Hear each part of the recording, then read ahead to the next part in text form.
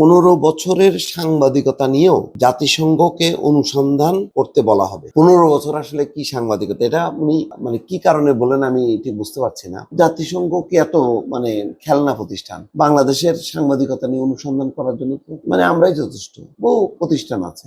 আর এগুলি তো এমন কোনো লুকোনো জিনিস না, সবাই জানে। গণমাধ্যম ছিল নিয়ন্ত্রিত গণমাধ্যমের এক শ্রেণীর ছিল সরকারের চাটুকার, তারা আত্মসম্মতি করতো। এটা তো সাংবাদিক না। আর রিয়েল সাংবাদিকতা করবে সেরকম পেশাদার প্রতিষ্ঠানও ছিল না। দুই একটা ছিল, তারা প্রচন্ড চাপের মধ্যে ছিল। যেমন প্রথম আলোর কথা বলা যায়, আমার দেশ, এটা তো বন্ধই হয়ে গেছে, যায় দিন বন্ধ হয়ে। বাকিরা ছিল কোন রকম আপোষ করে টিকে ছিল, তাদের মালিকানার মধ্যেই দান্দা ছিল, যে এই মালিকরা ওই প্রতিষ্ঠানকে ব্যবহার করতো ক্ষমতার কারণে। তখন আস্তে আস্তে সাংবাদিকরাও সেই সুযোগটা নেওয়া শুরু করলো। ওখানে সাংবাদিকরা যে সঠিক প্রশ্ন করতেছে না, তেলবাজি সাংবাদিক করতেছে, এই কারণে কোনো মালিক কোনো সাংবাদিককে চাকরিচ্যুত করেনি।